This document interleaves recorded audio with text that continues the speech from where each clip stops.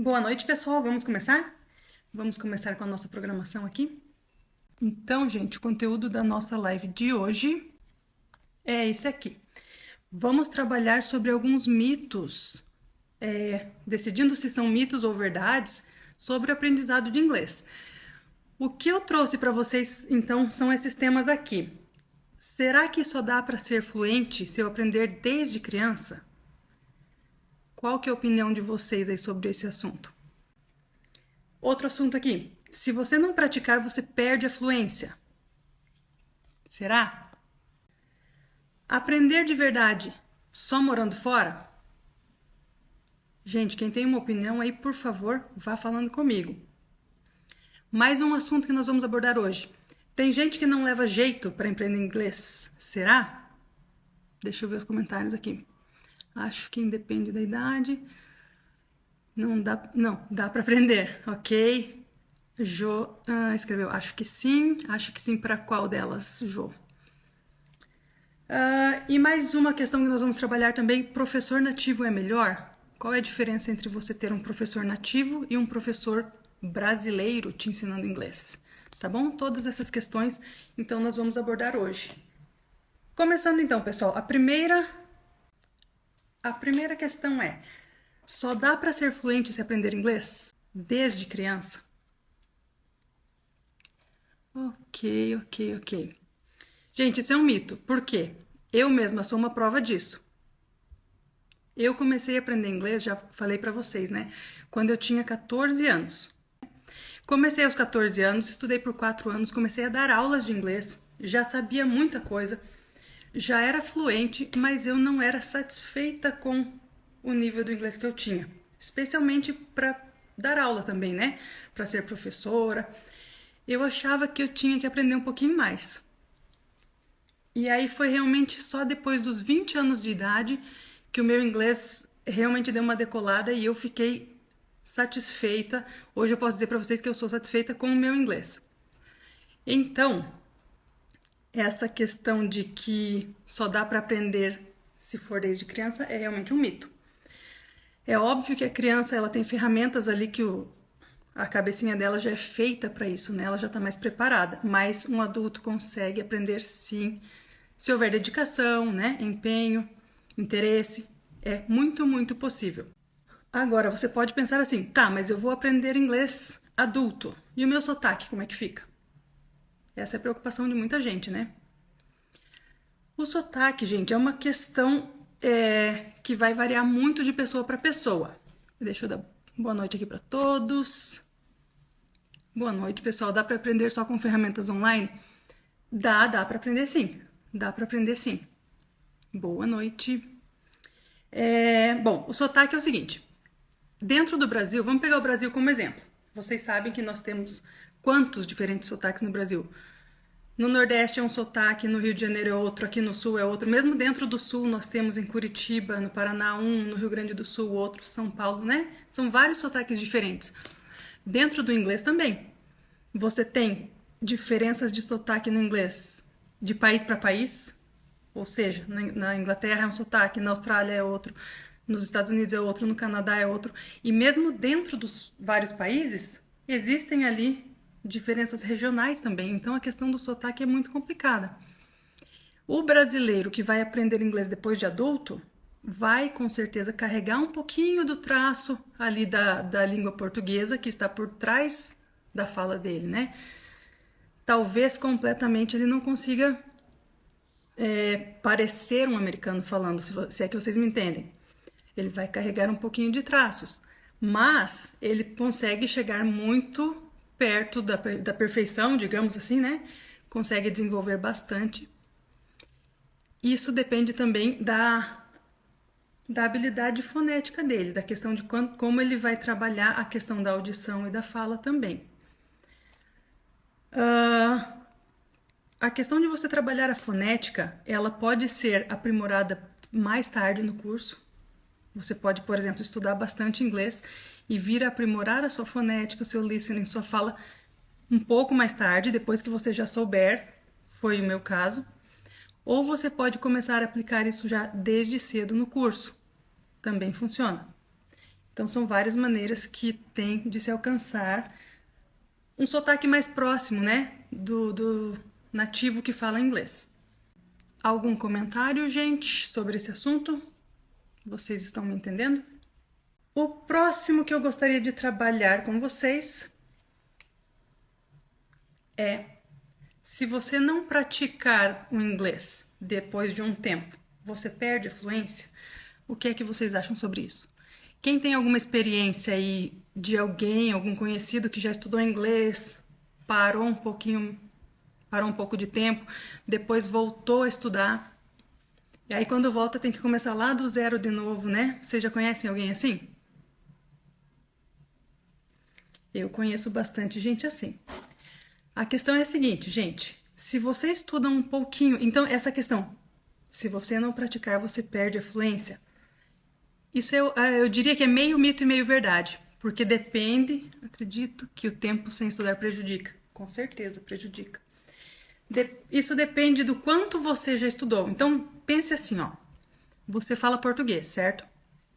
Se você for morar num outro país hoje e passar 10 anos sem usar o seu português, será que você vai esquecer? O que é que vocês acham sobre isso? Precisamos estudar ou praticar? Meu inglês deveria estar melhor? Acho que não. Gente, eu também acho que não. Eu acho que se eu fosse morar num outro país que não fala português, por eu ter falado português a minha vida inteira, mesmo que eu fique 10 anos sem falar, eu não vou esquecer, porque o português já está bem solidificado na minha mente. Na nossa mente aqui, de nós que somos falantes de português. Então, no segundo idioma, eu acredito que funciona da seguinte maneira. Tenho uma amiga que estudou desde os 7 anos e hoje ela não lembra muitas coisas porque não praticou. Então, isso que eu vou falar. Se você chega a ultrapassar a barreira e o teu cérebro entende que aquilo ali é uma língua, você não esquece mais. Você não perde a sua fluência. Talvez você esqueça um pouco de vocabulário ou alguma regra, alguma questão específica, mas a sua fluência você não perde. E a grande maioria do que você estudou você não perde. Agora, no início a gente estuda e enquanto a nossa mente não entende que aquilo ali é um idioma, ela trata o idioma novo como um código, né? Você vê uma palavra, você tem que decodificar para você depois entender. Enquanto você está nesse processo de entender que aquilo ali é um código que precisa sempre ser quebrado para você conseguir entender, se você parar, realmente você perde. Perde o que você já estudou, perde a sua fluência. Vocabulário também a gente esquece, né, com facilidade. Mas depois de um certo nível que você alcança, você não perde mais. Eu acredito assim, tá, gente? Pela experiência que eu tenho. Mas o português é a língua materna, já o inglês não deveria ser diferente? Então, chega um momento, gente, que você ultrapassa uma barreira mental ali, que o teu cérebro, ele adapta a segunda língua como se fosse uma língua materna. Se você passar dessa fase, você não perde mais. Enquanto você não passa, você estuda um pouquinho, para. Ficou um ano parado? Perde, esquece. Vai voltar a estudar? Tem que voltar desde o comecinho de novo. Ou talvez não esqueça tudo, né, gente? A gente não pode generalizar, mas grande parte você esquece, você perde essa fluência, tá? Qual momento é esse? Bom, esse momento é um momento especial para cada pessoa, gente.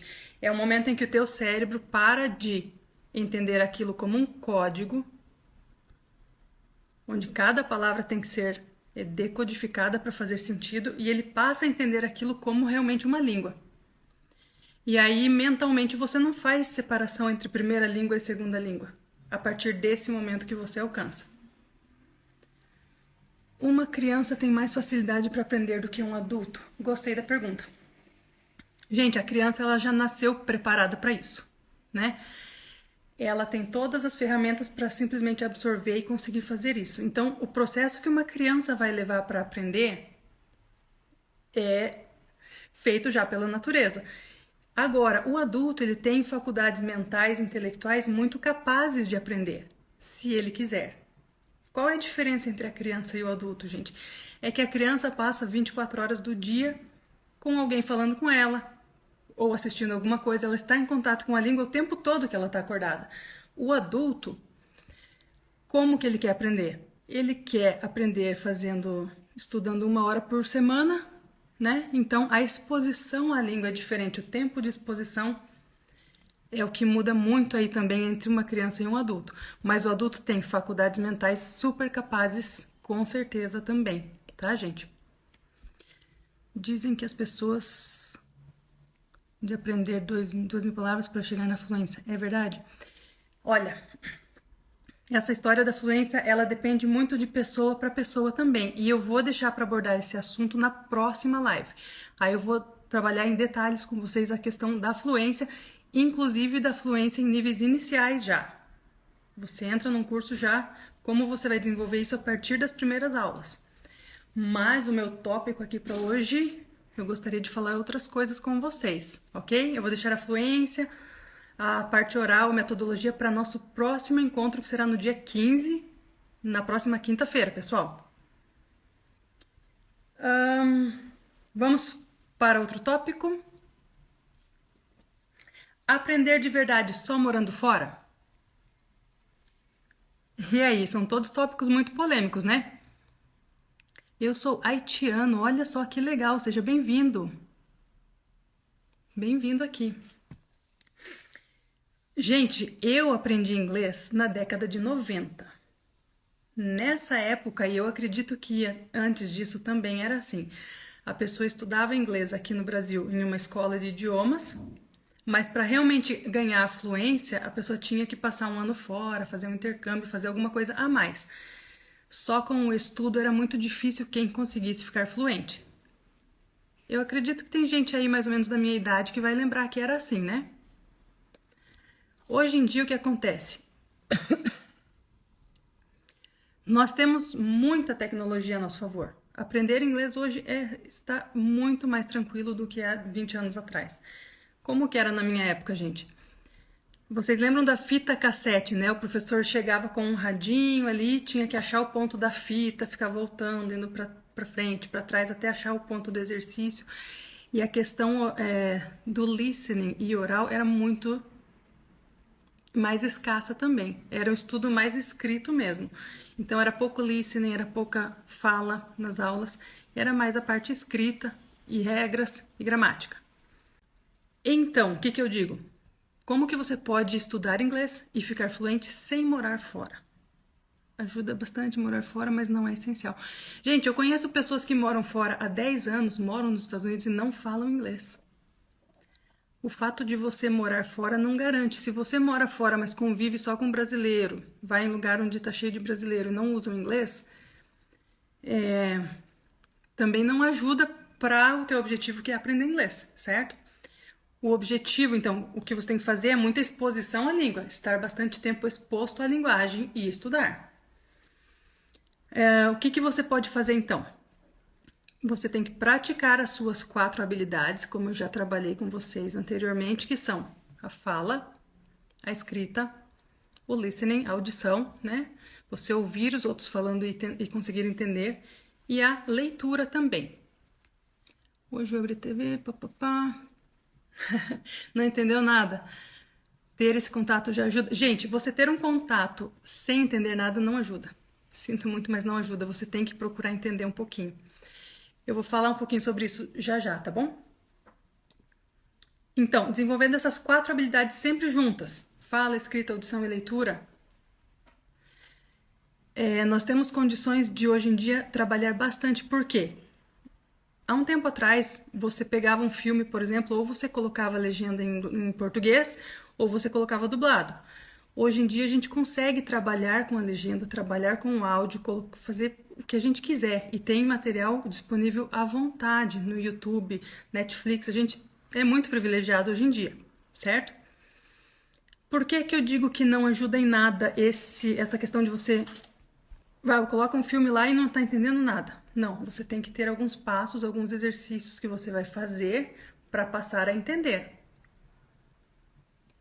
Acredito que quanto mais expostos à língua no dia a dia, vai facilitando o aprendizado. Sim, vai facilitando, mas não é de uma maneira passiva, sabe? A internet ajuda muito. Ela tem que ser uma maneira ativa, onde você não entende tudo, Tá, mas você entende um pouco? Você entende alguma coisa? A partir dessa alguma coisa que você entende, você vai construindo cada vez mais o conhecimento. E cada vez entendendo mais. Então, o segredo é o seguinte, gente. Pegou um filme para assistir, um seriado, uma notícia, uma entrevista, qualquer coisa que você queira para praticar, você tem que ver várias vezes. Várias vezes a mesma coisa. Talvez na primeira vez, como alguém comentou aqui, ó, não entenda nada. Depois você coloca a legenda em inglês e tenta entender a partir das palavras que você reconhece ali e tenta formar um contexto na sua cabeça do que está sendo falado. Uma vez que você tem o contexto montado, você vai entender um pouquinho mais. Então, é a partir da recorrência de assistir várias vezes a mesma coisa que você se acostuma com as palavras que estão ali, o vocabulário que está ali e começa a entender mais também.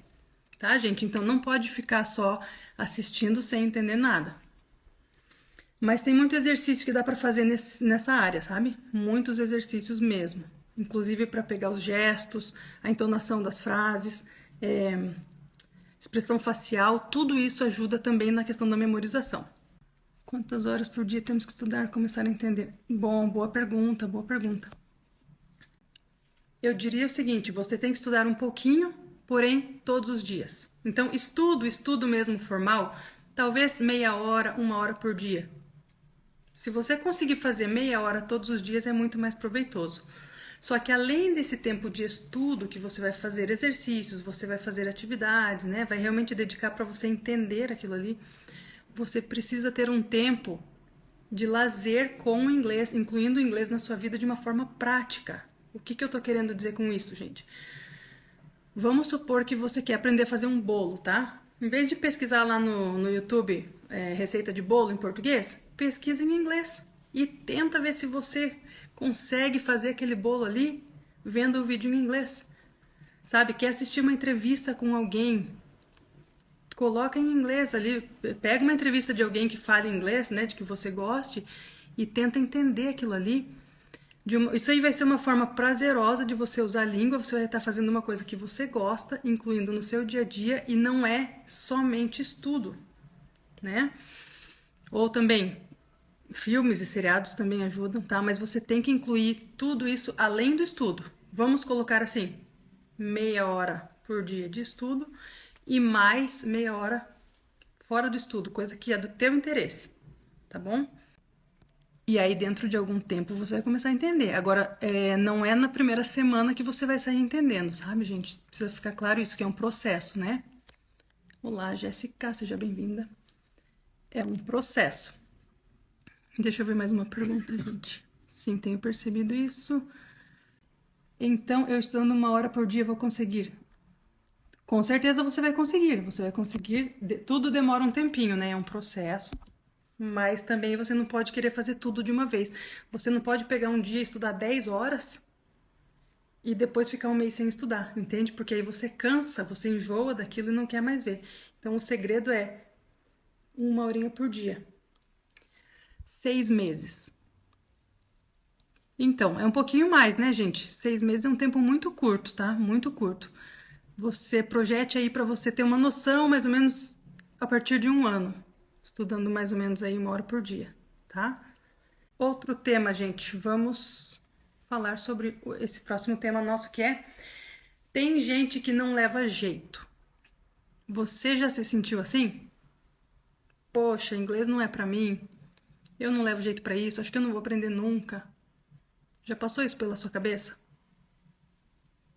Ou quando você pensa em estudar inglês, você se sente otimista e fala assim, não, vamos lá estudar porque eu sei que é possível e eu sei que eu consigo. Como é que é isso aí na cabeça de cada um de vocês? Toda vez que eu fui para aula, toda vez que eu fui estudar, eu nunca pensei que eu não iria conseguir. Eu sempre fui achando que era possível sim. Então, o fato é o seguinte, gente, todo mundo leva jeito. Todas as pessoas levam jeito. Isso é um mito. Não tem pessoa que não leve jeito. O que tem é isso aqui, ó. Eu tenho dificuldades com a disciplina. A dificuldade é com a disciplina, não é a falta do jeito do inglês, não, gente. Eu sempre achei que nunca iria conseguir, Jéssica. Sério isso? Nossa. Gente, o que tem é o seguinte, algumas pessoas têm mais dificuldade do que outras. Isso é verdade. Mas quando você tem uma dificuldade maior do que os outros, o que é que você faz? Você não trabalha junto com os outros, você se esforça mais do que os outros para conseguir, certo? Você tem que fazer mais. Quem tem mais dificuldade vai demorar um pouquinho mais, mas consegue, tá? Com a prática, todos conseguem chegar lá. Essa é uma questão de prática. Disciplina, constância, todo dia um pouquinho e você chega lá. Não tem quem não consiga. O que você precisa de fato é tempo, disposição à língua e disposição para estudar. Então, tempo de exposição é aquilo que eu falei. Você vai ter um tempo ali de lazer, onde você vai estar ouvindo as pessoas falarem na televisão, ou seja, como você quiser. Mas esse tempo de exposição tem que ser todo dia, um pouco, tá? Não dá para fazer só uma vez por semana. E você precisa estar disposto a realmente ter uma rotina que você tenha organizado para estudar tanto tempo por dia. Ou se você não vai estudar todo dia, mas pelo menos tantas vezes por semana, você separar, esse é o meu tempo para estudar inglês. Se você não tiver disciplina, aí sim você não consegue. Tá? Disciplina é mais importante do que inteligência, do que tudo isso. Boa noite. Quando era moça, fazia tradução com facilidade. Olha só. E você perdeu isso? Você sente que você perdeu? Neide.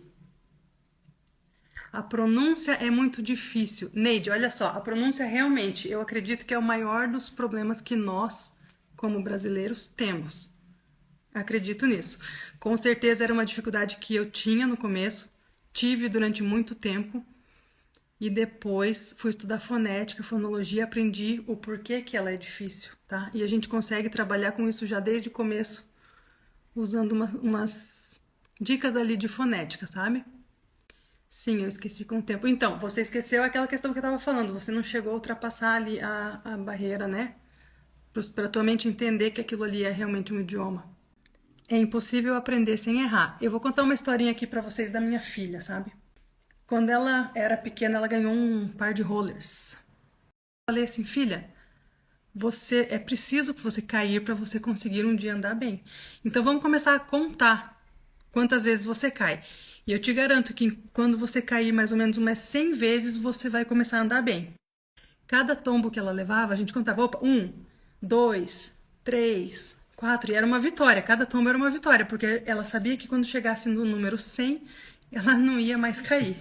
Eu coloquei isso na cabeça dela. E a verdade é o seguinte, gente, ela levou, eu acho que uns 30 e poucos tombos e depois não caiu mais. Então vocês têm que encarar os erros dessa forma. Eba, mais um erro. O que eu aprendi com esse erro? E você vai saber que você vai errar muito até chegar um dia em que você vai começar a gostar daquilo e vai fluir, sabe? Mas não ter medo de errar.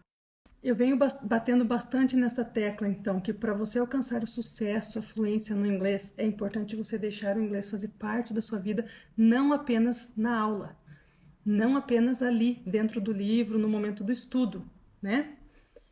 E sim, ter esse momento separadinho de uma coisa que interessa para você, uma coisa que seja divertida e legal para você e disposição para estudar. Então, alta exposição e produção. Um outro fato importante para você aprender é a produção. O que eu quero dizer com isso? Tem muitas pessoas que acham que por só ficar passivamente assistindo, seja filmes, né? Ou seja, até mesmo as aulas, por a pessoa participar da aula, assistir, ela vai aprender. Mas aí é só a metade do processo. A outra metade está na sua produção. Tudo bem, assisti uma aula. E o que eu vou fazer com essa aula? Quanto que eu, como aluno, consigo produzir depois dessa aula que eu assisti? Isso é importante, gente. Você pensar no quanto você vai conseguir produzir de conteúdo com aquilo que você está aprendendo. Tá bom? Um outro tópico, então, agora. Estou mudando, gente. Professor nativo é melhor? Tenho 56 anos, estudar agora está sendo meu maior desafio, mas não é... Com certeza. Olha, eu tenho aluno com mais de 60 anos e tá indo bem. A idade não é um empecilho de jeito nenhum, tá bom? Vai firme. Vamos falar um pouquinho sobre professor nativo, gente. Quando você está falando de uma outra coisa qualquer, por exemplo, eu quero construir uma casa. Será que eu contrato um engenheiro que estudou para aquilo ou eu contrato qualquer pessoa que já construiu uma casa antes e falo, vem aqui construir para mim? Quando eu tô com uma doença, será que eu vou procurar um médico que estudou para aquilo ou eu vou pedir conselhos para qualquer pessoa, né? Então a questão, engenheiro com certeza, a questão da pessoa simplesmente ser nativa e dar aula de inglês, eu não acredito que seja mais apropriado. Vou dar um exemplo para vocês. Pense você mesmo. Você fala português, certo?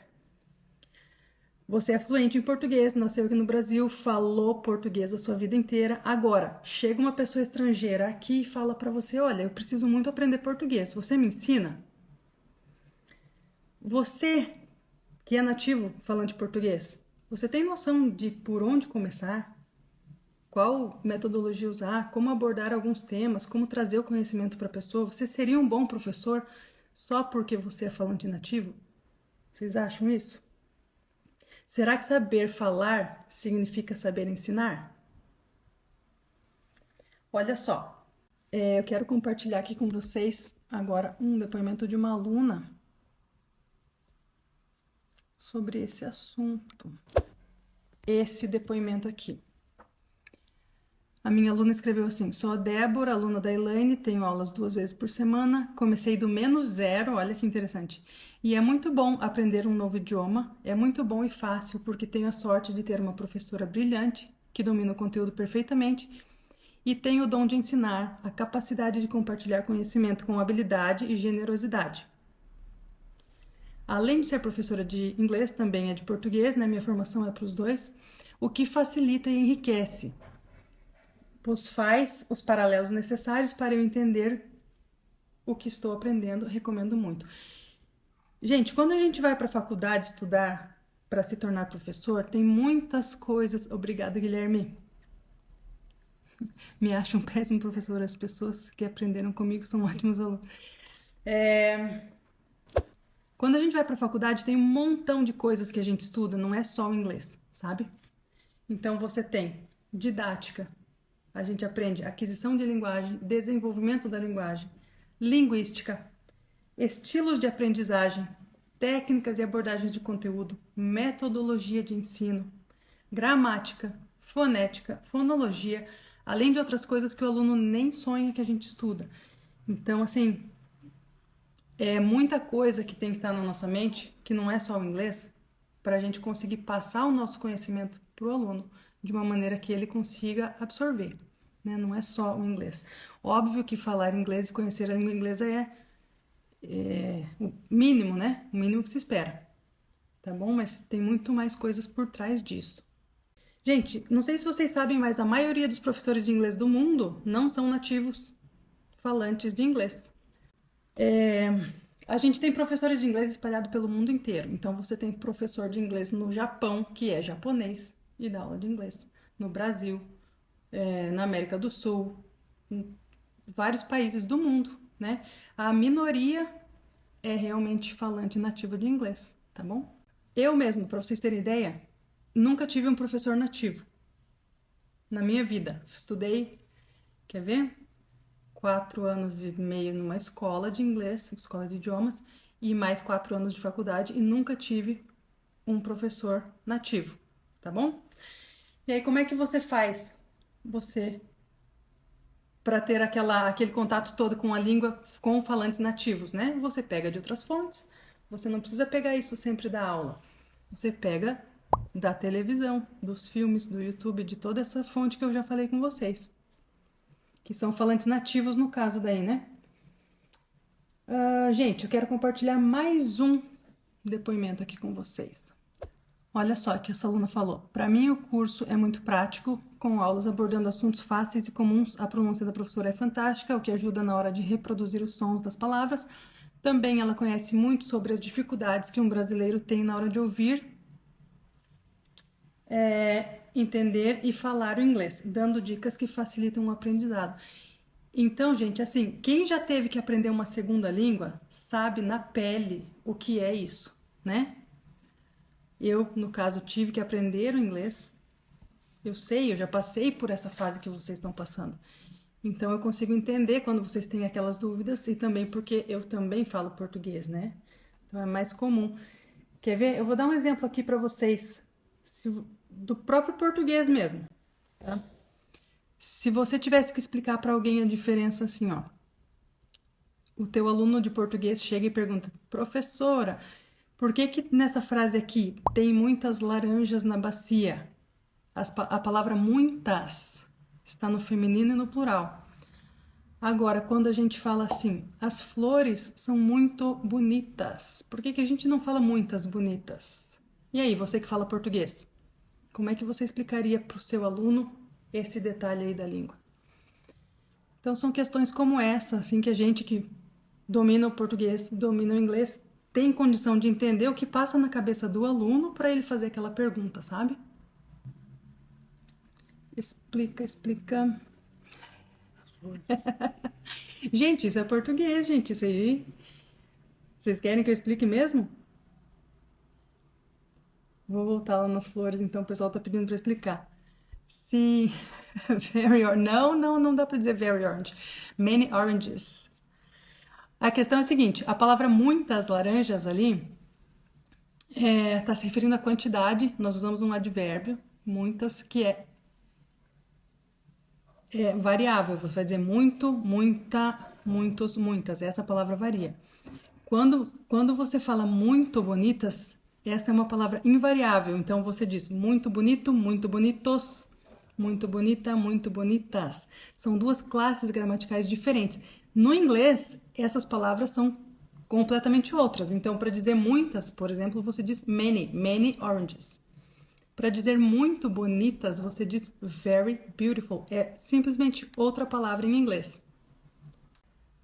Tudo isso que eu estou falando sobre exposição da língua e produção, na verdade, é isso que vai fazer um milagre na sua vida. É a quantidade de exposição que você vai ter e a quantidade de produção que você vai conseguir, tá? Então, assim, eu sempre comento com os meus alunos que o sucesso no inglês, a aquisição da fluência, ele é uma parceria entre o que o professor pode fazer pelo aluno e o que o aluno pode fazer por si mesmo.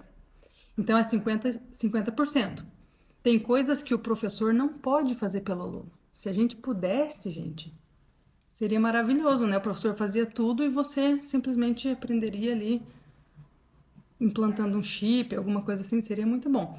Mas não. Então, é uma parceria de 50-50. O que cabe ao professor, gente? Ao professor cabe entregar o conteúdo necessário para o seu aprendizado. Cabe produzir as aulas, pesquisar e trazer o conteúdo, trazer o material. Cabe corrigir as suas atividades quando você entrega e quando você produz, para que você aprenda com os seus erros. Ao professor cabe tirar as suas dúvidas, toda vez que você tem dúvidas, então isso é muito produtivo, né? Pergunta e o professor vai sempre auxiliando. Ao professor cabe acompanhar o aluno, dar o suporte que ele precisa. E, além disso, importantíssimo, proporcionar oportunidades para o aluno usar tudo aquilo que ele aprendeu. Essa é a parte que cabe ao professor, tá certo? E ao aluno, gente, o que é que cabe ao aluno fazer?